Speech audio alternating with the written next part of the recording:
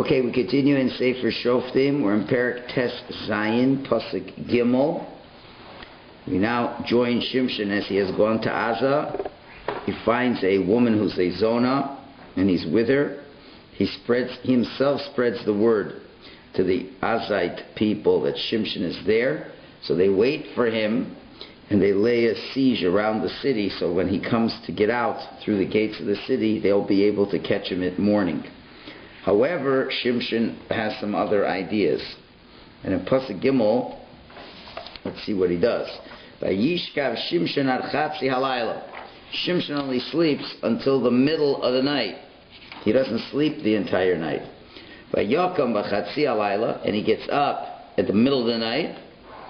Vayechaz b'dalso shar ha'ir. He grabs onto the doors of the gate of the city, ub'shtem mezuzos, and to the two posts. Vayisa'im im habriach, and he causes them to move with the briach, the bolt. Vayasam al seifav, and put them on his shoulders. Vayaleim el rosh hor, and he took them up to the top of the mountain asher al pnei Chevron, which is before Chevron. So Malbim explains, to show how much strength he had. He could have, on the one hand, just broke down the door. Could just bolted, just smashed the front door down and finished. But instead of that, he carries the whole door on his shoulders. And it's a gate of a city. It's not like this door. It's a huge door. And he raised them up. And Vayas Aim implies that it was very easy for him. In other words, as he was traveling, as he was walking, it went along with him, as opposed to like excessive strength he had to show to get it off. As we'll see later on, this word comes back again. But clearly it's showing that it was very easy for him to do this. So it was a tremendous, again, show of his strength. Now again, he left early. They figured if the guy was going for unholy purposes, he would sleep the whole night. But this was all part of his plan, to show his strength again. And of course, he times his blow for midnight, which we know in Jewish history, midnight is a very special time. It's when Hashem struck down the Egyptians. It's a time for miracles throughout Jewish history. And so therefore, it's also interesting to know that the Torah does not say that the Spirit of Hashem succeeded in him. It doesn't say Vatitzlach Ruach Hashem for him. He didn't need that special Ruach HaKodesh to do that great feat of strength, as we've seen in the past parts of this story.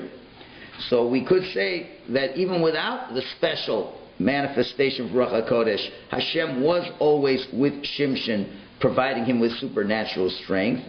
As we'll see later on in this parak, where Shimshon says, hints to this idea as well, as we'll see later on. So it comes out like this. So was he really strong? Was he not really strong? So you really could say that he was maybe stronger than other people, and he still had a certain degree of strength, and it was able to accomplish certain activities. We know that when Shimshon, after he was blinded by the Philistines, and he didn't have the Spirit of Hashem, he still had to turn the mill for the Philistines, which took a certain amount of strength. And the Rambam says, for example, when you give a man lashes, when a Bezdin decides to strike a person with 40 lashes, it says you don't give him more than 40 lashes, even if he's as strong as Shimshon. Now this can't be Shimshon, the Shimshon that when Hashem is giving him the spirit of holiness. It has to be when Shimshon's regular Shimshon. So why are we using him as the example? Must see he was a very strong person as well. So, there's strength and there's strength. The ability to lift up the gates and transport them on his shoulders from Gaza to Hebron is a distance of 40 miles. So this is certainly a tremendous amount of strength. Is this within the human realm of strength? I don't know. To me, it seems a little bit more than the regular human amount of strength. No matter how strong a muscle builder is, I don't know if they could take the gates of the city 40 miles. up a hill. So obviously there was a tremendous amount of strength here. It maybe came through his tefillos to Hashem. Maybe there's an in-between layer between his normal great strength and the miraculous godly strength. Maybe there's a level in between. It's not clear. But one thing's for sure, the Philistines knew that Shimshon was still around. Shimshon was very strong. So in case they want to do something to the Jews again, they know that he's still around. And he's now setting himself up and getting ready for his next mission that he has to do. So let's move on to Pasuk Daled. Now here's a lot of debate exactly what happens in Pasuk Daled. Vayiach Rechein was after this. This is the first time we see this next word being used. Vayehav Isha Benachal Sorek. And he loved a woman who was from the valley of Sorek. Ushma Delilah. And her name was Delilah. Okay, so there's a lot over here. First issue is, and we don't, and like he's with her, right? The next pasuk already tells us how the Plishtim go to Delilah and try to get her to find out his secret of his strength. So obviously in this one pasuk, there's a lot in this pasuk. I mean, he's with this woman. He's obviously married to this woman. He's something with this woman. He's got a big relationship with this woman. Well, it's only one pasuk telling us about this, so it leaves the commentaries having to work a little harder to figure out what is in this one pasuk. There's a lot of hints in this pasuk. He didn't know her till pasuk Daled. One pasuk of knowing her, and pasuk Hey already, the police didn't know that these two are together, and they already have all kinds of, they're telling her what to do with it. So there is, I don't know how long this relationship lasted, but obviously it was a strong relationship. So let's see what the commentators have to say over here. So first of all, the Malbim says on the words Vayiach Rechein. Why does it have to connect it to the story before? It was after this. So it says Avera Goreres Avera. One sin leads to another sin. Because he feels that when he went to Asa to lie with this Zona, it was an Avera. Okay, again, we're trying to know, is it Avera Lishma? Is it an Avera for the sake of God's name, etc., etc.? Remember, he is walking a tightrope. He's trying to be involved with the immoral people. He has to act like the immoral people. He has to do the immoral actions, but is his heart really into the immoral actions? Is he doing it totally for the sake of Hashem? This reminds you a lot of what other story, like you mentioned, Yoel. Yoel with Sisera, according to Chazal, that she allowed herself to be with him 7 times. Obviously, but there was only one purpose, to kill him. Finished. And that showed you how great her level was, that even while doing an Avera, she was only thinking of Hashem. So, on the one hand, we could say, and she was greatly praised, there was no questions about her integrity. So, this could be the same thing. He's trying, it's great integrity. The only problem is, how does it end? With Yoel, it ended differently. So, you got to realize, we'll see. We'll see how, but he says, Avera, Gereres, Avera. Now, on the words, Ushma Delilah, so the Malbim says, and there's a great debate here, he says, the first one he converted and changed her name for the sake of Yiddishkeit. But here, although we don't know the first one's name, but here, he suggests she did not convert, and she remained the Delilah that she was. Now that's not an empirical proof. The fact that it doesn't, he just says because her name was Delilah. We already learned in the alternative class a couple weeks ago about Yisro, that Yisro's original name was Yeser. That was his original name. That's basically what his name remained even after he converted. And went through a whole Shem Mishmuel that discussed how the nature he had as a Goy was the nature he was meant to develop, even as a Jew. So the fact that her name was Delilah, I wouldn't say is an empirical proof that she didn't convert. We don't know. And he brings a Yerushalmi that says that what happened in Timnah with the first wife was derech nesuin, was in the way of marriage, but not in Asa. And there also is another interesting thing, her name, Delilah. Delilah. What is Delilah? It comes from the word dal. Dal means poor. So Chazal say it was telling us what eventually would come out of her. Delilah, from Dildala, Kocho Umasa Valibo. She weakened his heart, his actions, and his strength. So obviously she was ultimately no good for him. Okay, So Malbim looks at her very negatively, totally negatively, that she wasn't converted. Amish, nothing to write home about. The Ralbag says that she did convert. He says V'yidma shigirat chila. It seems that he converted first, as our rabbis in the Yerushalmi say. So he quotes a different Chazal. It's interesting. They're referencing the same Chazal. So Yerushalmi, I'd have to look it up. It's interesting. In other words, Yerushalmi says Yerushalmi says the one in Timnah he did convert. Doesn't talk about the other one, this one. So I guess the Malbim is learning. Didn't say the other one was converted. Ralbag says, well, looks like the first one was converted. This one was converted. So you got different opinions as to whether she converted or not converted. So what's going on over here? So let's start over here and then we'll go over here. There's stuff all over the place here. So again, so Chazal was saying was after this first act. So obviously he is going into decline. He is going into decline. The truth is, he may not realize it, but he is going into a decline, as he went previously into a decline, but got out of it. But he's going into a decline that he doesn't get out of it. He is, he obviously, after he ripped off those gates, he had to go into hiding, and he was on the way of losing his Nizirus. And this is the second time that Shimshon had seemed to go after his eyes. Although Torah doesn't say he went after his eyes, but it seems that he's going after his eyes again. And he was unable to use his eyes properly to really see what kind of woman this Delilah was. In other words, it was, we'll see, she must have been a pretty good woman, but he couldn't see the depths of what he was going to get out of her as much as saw the other woman. The other woman was a whole different story. He just married her to make it as a shtick to kill as many Philistines as possible, and he really succeeded by and large in that area. Here, first of all, you have this expression of loving her, which we'll have to get back to shortly, which is a different expression altogether. So, and again, he should have chapped by her name, Delilah. Some of the Forshim say, if you knew her name was Delilah, think about what her name means. As we have stories in the Talmud, Reb Meir was an expert by sizing up people, by looking at their names. And he once was at an inn, and the guy's name was Kidor. And Kidor, if you understand names, it means someone you shouldn't trust. So when the Kedar offered to hold on to his money and watch for him, he refused, while others gave it to him, and they all lost their money. So sometimes when you hear a guy's name, the Maharsha says that Shimshon should realize that her name was, impoverished, something with dalut, would suggest there could be problems.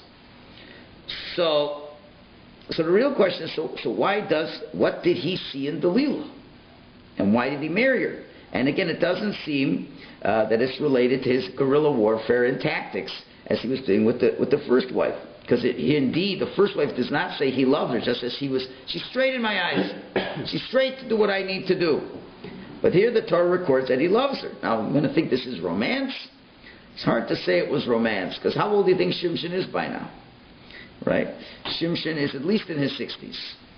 Okay, he's an older man, because number one, no one is a shofet unless they're 40 years old. Right? He's been a shofet for 20 years. So he's at least in his 60s, and if you go through a lot of, I don't want to bore you with the details exactly when he was born, before which shofet, other shvatim, he was an older man. And more importantly, so what attracted him to her? Would you say it's her beauty? Hard to say that. Why? Because the Pasuk doesn't say anything about her. Normally, if a woman is beautiful, the Torah tells us she's beautiful. You have it many times. You have it by Rivka. The Torah says she was fair to look upon. You find when Yaakov meets Rachel, she was beautiful to look upon. You see in Bathsheba, when David married her, she was very good looking. So it doesn't mention that Delilah had any beauty. So obviously, if it doesn't mention it, then her beauty was not a factor in the love for her. Also, you have to understand what word is used. Ohav is used instead of what other word could be used? Well, that's chafetz. Chafetz. which means I want her. It could have said, this is a person that I want. He wanted her. And Rav Hirsch explains the difference between Ahav and Chafetz. Ahav, as we said, comes from the expression to give. Ahav is always a reference to pure love, where you want to give. Chafetz is referring to one's physical infatuation. So whenever we talk about our relationship with Hashem, it's always to love. V'ahavta Hashem Elokecha, v'ahavta re'echa kamocha. Hashem described Yitzchak to Avram as the son whom you love. Yaakov loved Rachel, was understood in a spiritual sense beyond the physical.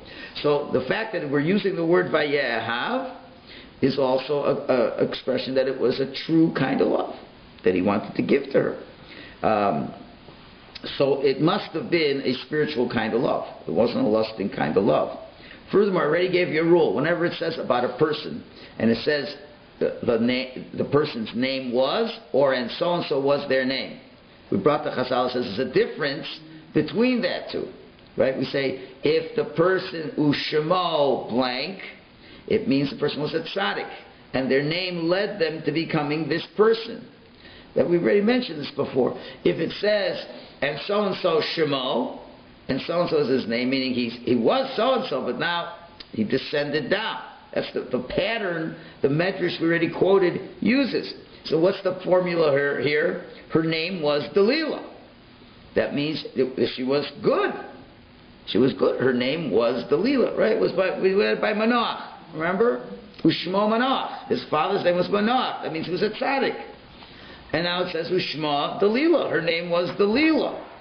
Right? So obviously she had to be on some kind of level. It's interesting that when the Medrash talks about this, it says, and sometimes it'll say the person's name was X, and sometimes they're a Russia, and gives examples, and they don't give Delilah as an example of that. So obviously she is not a Russia. So when it says that Shimshon loved, right, it says he loved a woman, and her name was Delilah. Obviously he loved her because she was a righteous woman, and she had spiritual qualities. So now you got to think for a minute. She must have had, pretty good spiritual qualities. Because number one, why was she willing to marry Shimshon? Was she not aware that he was a fugitive? Didn't she remember that his first wife was burnt alive? Right? So where does she come to marry this guy? Okay, again, the text is very scarce. It doesn't tell us anything about her. So some of Forshim, the Reb Tzadok, says very interestingly that Delilah was Jewish by birth and therefore didn't need any conversion. The fact that no conversion was mentioned by Chazal doesn't mean to say he did not convert her. It says that she was always Jewish. Interesting. And as we mentioned, others said that she converted to Yiddishkeit. So she was willing to be. So that means she becomes a traitor to the Jewish people. So either way, he was always in danger, and we know that when you're in danger, your spouse is very much in danger, which was the case of Reb Shimon Bar Yochai's wife. So interesting. Okay, I can skip the Rambam.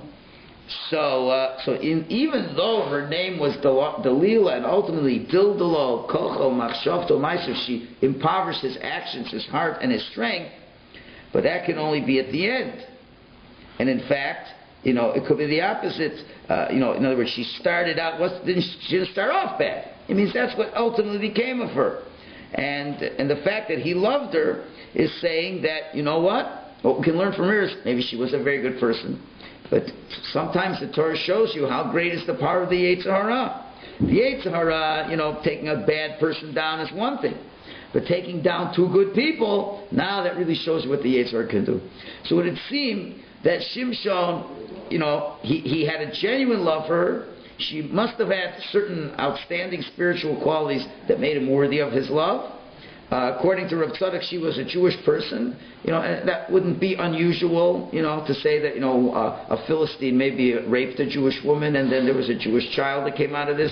It's not improbable that such a thing could not have happened. The Philistines were very immoral people, so you could have some Jews amongst them. And it could be he found someone who had, the proper qualities that would be worthy of his love. But certainly she didn't have much staying power, as is evident in the story. And he does begin the slippery slope. Now, Reb Tzadok says something else very, really, it'd be worth it one day to go. Reb Tzadok has pages and pages and pages on this in his work, Yisrael Kedoshim.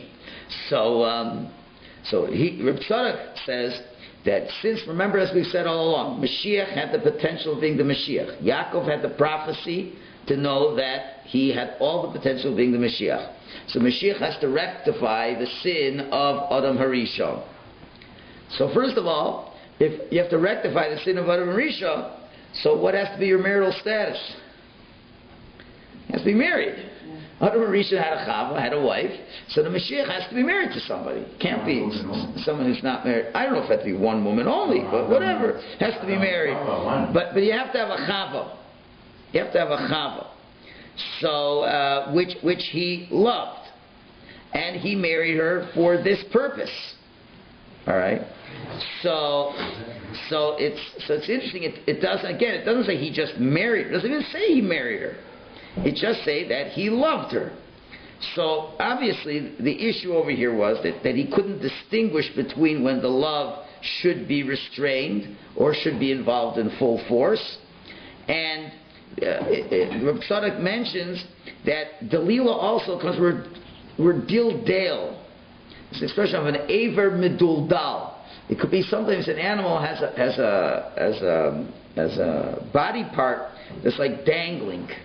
Sometimes, usually your body part is part of your body and it functions properly. Sometimes it could be dislocated or whatever, and it's an aver miduldal, just a hanging, dangling piece of flesh that really needs to get reconnected to the source.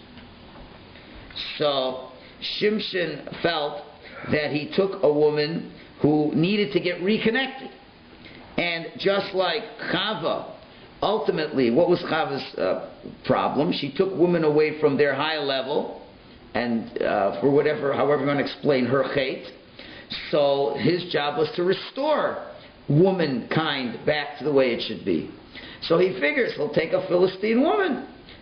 Notwithstanding if she really was Jewish or she wasn't Jewish or converted, not converted, she was from amongst the Philistines, and obviously she had a certain Philistine lifestyle. But I guess he felt there was what to work with and to develop her into being a proper woman, and this would be the tikkun of Chava. This would be a correction of Chava. That was the plan. Because everything in this world has to have some kind of purpose. There's nothing in this world that doesn't have a purpose. So even a woman who comes from an area of the Philistines, there must be a purpose in her life too. And I will take her and I will love her. I will give to her and I will build her up and make her into a better person. I guess he felt she had the potential to become a better person. So that's why he was giving his love to her in order, and as we've learned many times, this beautiful idea from the Das Aslucha Sefer, which is going to come up in this parsha as well in Truma, is that the more you give, the more spiritual you develop. Remember, the whole idea is, are you a giver or are you a taker? The neshama is a giver. The body is a taker. Clear. Right? And therefore, to the degree that you associate yourself as a giver, to that degree you are associating with your neshama. And as we've said, the natural state of humanity is to cling together. And what is it that separates people? Just like two magnets. It's supposed to be together. All people are really meant to live together in peace. That's what Hashem made us. That's what gave us neshamas. So why are we not together? We're not together just like a magnet. If you put a piece of wood in between the two magnets, there's a barrier that doesn't let them connect. So you put a barrier in between, and the barrier in between is the desire to take. That is the barrier that is created. And most human beings are takers and not givers, because most human beings identify with their bodies. Even when they give, many times it's giving in order to take. So the bottom line is that one has to be an ultimate giver. It's the ultimate giver. So obviously, to bring us back to HaKadosh Baruch Hu, for Mashiach to come, we all have to become givers. If we don't become givers, Mashiach ain't coming. That's all there is to it. If we're going to be in a state where we're all close to Hashem, it has to be a generation of givers. You can understand how amazing this Mashiach is going to be. Because we are the most selfish, narcissistic generation in the history of the world. in the history of the creation. Maybe come to the comparable to the Dor HaMabul. Okay, the Dor HaMabul got wiped out, and really we should get wiped out. But Hashem promised He's not going to wipe us out anymore. We're so into our physical place, it's unbelievable. Can you imagine what the Mashiach is going to have to pull off?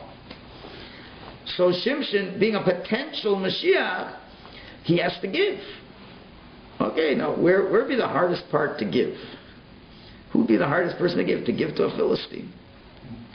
You have to be really careful over here. You're walking a tightrope. Yitzhak Rabin felt that you give to the Arabs and see what happened over there. Didn't quite work out the way he had planned. Right? You have to be awfully careful who you give to. But his feeling was, I will love her. Genuine love. I will give. I will give. I will give. It will break down the barriers between us and the Philistines. It's a very altruistic thought. So if Yitzhak Rabin would have known his Tanakh, he'd see right from here that it ain't going to ever happen.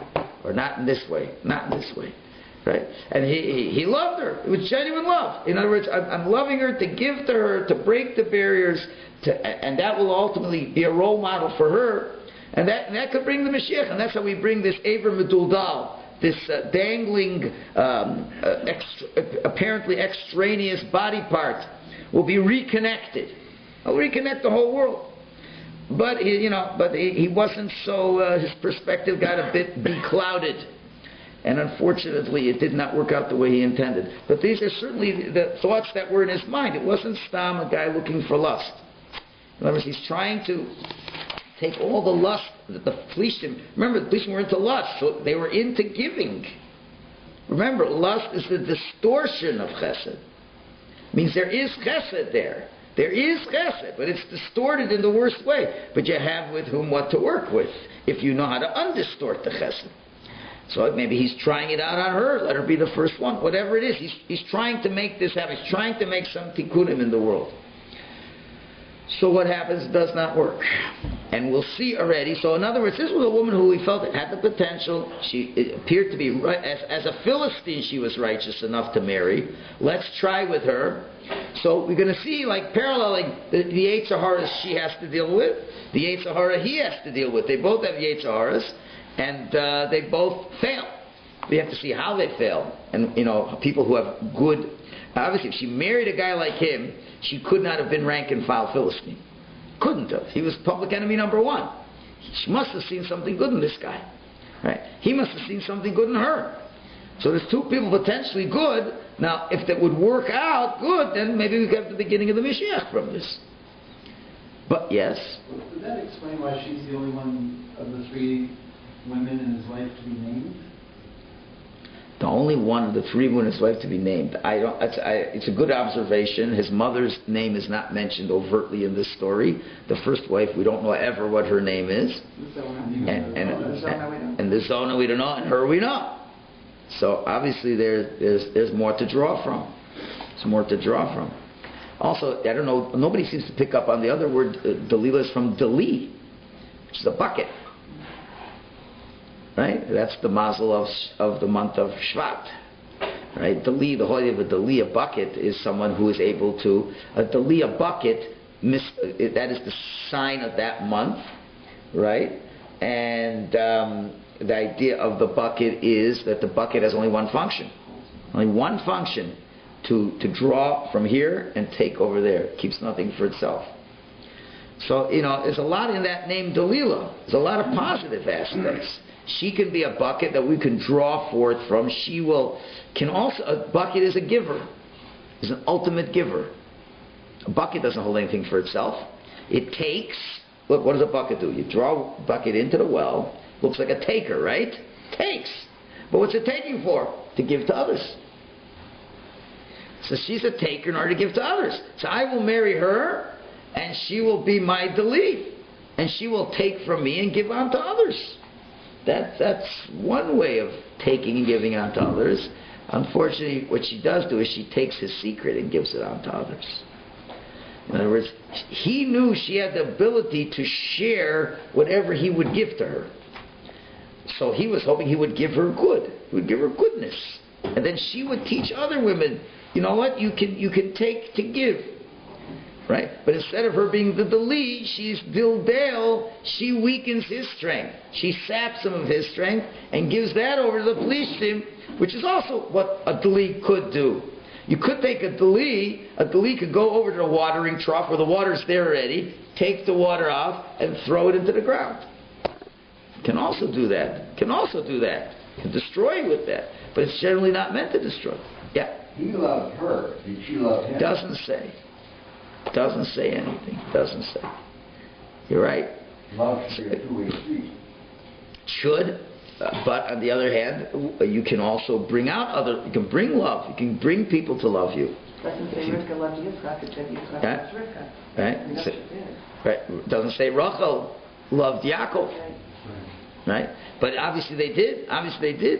So again, and usually the love has to start with the husband. Anyway, for the real love to happen, the husband is more of the potential initially to give the love. So if the husband gives, then the wife reciprocates. So you can understand where the plans were coming from and where he certainly had good intentions.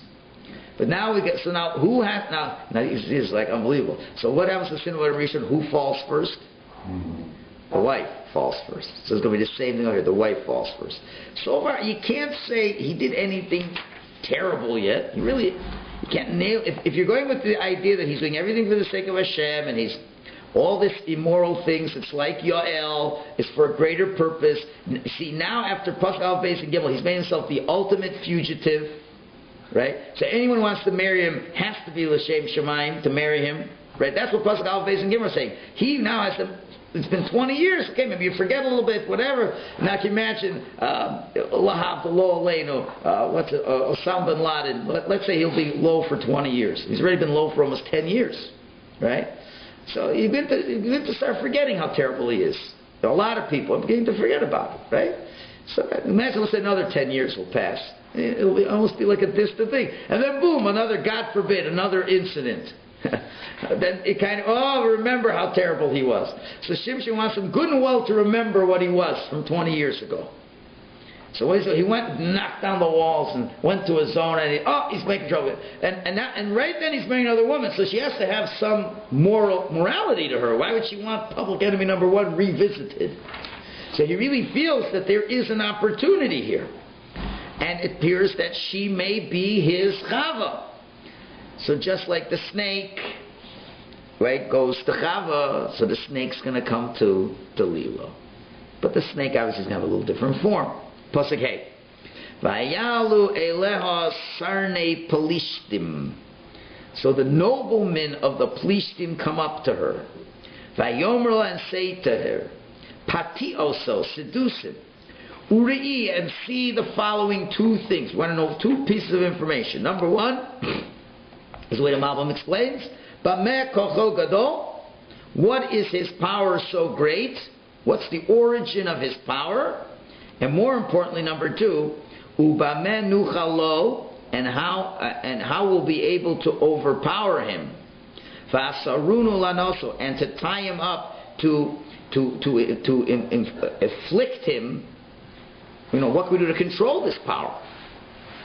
And each one of us, each one, and I think there was 5 Sarnei Plishtim, I think there were 5 main Philistine cities. We just give you an interesting number. Elaf Umea Kasaf, 1,100 silver coins. I mean, each of us, 5 of them, 5,500, it must be an exorbitant amount of money. This number 1,100 will come back to haunt us when we're going to come to the story of Pesel Micha. Pesel Micha, the number 1,100 silver coins is used as well with the Pesel Micha. So the Malbim explains, number one, that what's the source of his strength? Because they thought it wasn't just natural. It must have been some kind of school or some kind of, like Popeye eats his spinach. There's got to be, maybe he says the Shema Meforash. Maybe he does something. In other words, it couldn't believe a person just born that way, right? So at least know what the source of the strength is. Then we can figure out how to deal with it.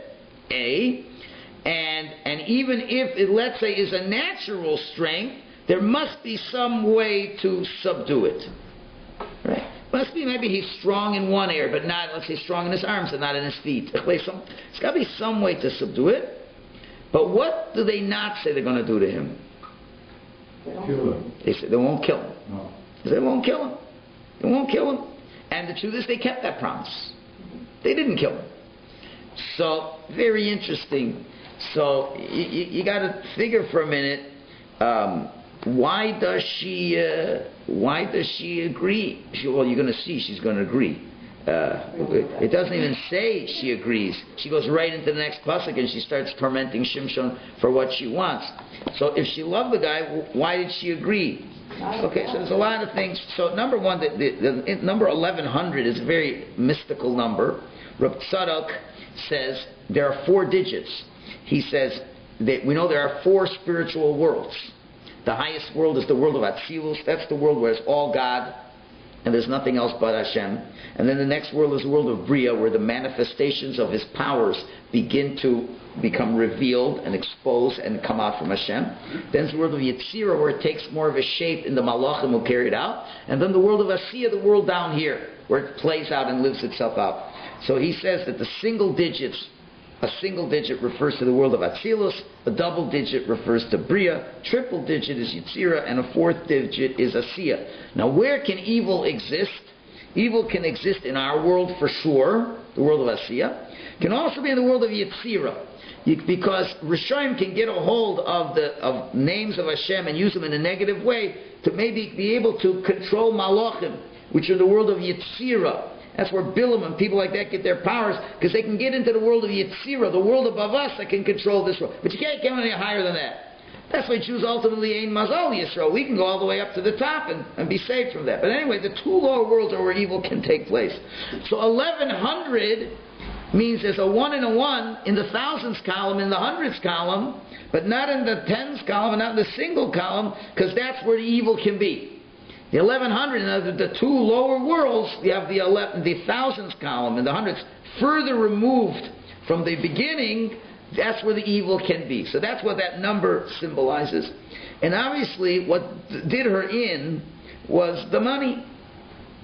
That money is the most powerful lust in the world.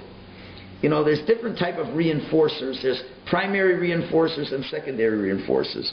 Primary reinforcers are food and drink, things that have tangible benefits, immediate gratification.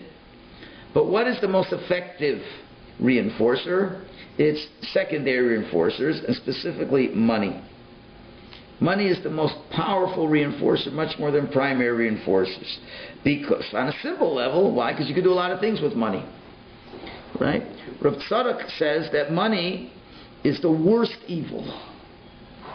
It's worst evil, just like the nachash, just like the snake. He says, what do we know about the snake? The Gemara says, you know, when a snake bites, they ask the snake, what are you biting someone for? You don't even enjoy. The snake has no taste. You don't even enjoy what you bite. So what does the snake answer? He says, I want to know, why do people speak Lashon Hara? What benefit do you get from speaking Lashon Hara? You make more money? When you talk about somebody negatively, what do you get out of it? You don't get any tangible benefit, not a primary benefit from it. So what's the message of that medrash? So Lashon Hara, really, what is it? It's the rush to tumah, to impurity, to engage in tumah, just for the sake of engaging in tumah. Doing an avera, gives you a high, even though there's no real immediate gratification. There's no benefit. It's not logical. Speaking Lashon, it's not logical. It really isn't logical. It's not like eating a steak. It's not like, it's none of these things. But it's being bad to be bad. At the end of the day, what do you talked about somebody for half an hour? You spoke to another person, all the negative things about another person. Why? Kacha. It's bad to be bad. And he says, you could maybe differ a little, but he says, same thing with money. Wanting the money itself is nothing. Okay, now then you could take the money and do things with that. That's true. But the money itself is nothing. And he says that the desire for something that's so intangible is the worst evil. It's like evil for the sake of evil. And you can see this, for example, like people making, like a guy like Madoff. Okay, it's billions and billions. He was doing okay even before he was cheating. Before he was cheating, he was doing good. He was doing unbelievably good. I mean, so once you get to a certain number, you know, once you're in multi-millions, I mean, what can more money do for you already? You know, and still does that have more and more and more, and how people are never satisfied with the amount of money. Most people. What's this drive to have more money once, especially when you have enough? I'm not a person who has no money. He's poor. He's impoverished. I need a couple bucks or I'm going to die. We're not talking about that. We're talking about you really. The amount of money they were giving her was like unbelievable. And what does she need money for? What does Dalila need money for? She's married to the strongest guy in the world. You ever going to want for anything? What is she going to need? He can always hunt a deer for her, have food, can build a house, can defend her. What do you need money if you got such a guy? And must win billions of dollars. So what are you going to get with the billions of dollars? Like, for example, a stingy person. You know, who was the recluse? Howard Hughes. Howard Hughes. He was the richest man in the world. He's in Michigan. And he would eat candy bars. You know, was stingy, wouldn't give money. What are you doing it for? So what is it? Just to have it. And that's what it really means when we say money is the root of all evil. It means it's lusting for the sake of lusting. You don't even get an immediate benefit. You know, you have certain very wealthy people. Interesting, certain very wealthy people. How chintzy they are. You know, that they want to get it on sale. And this, you got millions of dollars. Go in the store, pay full price. No, it was on sale last week. You have people like this. Unbelievable. Some people say that's like how they got rich. It's crazy. Once you get to that point, it's for money itself.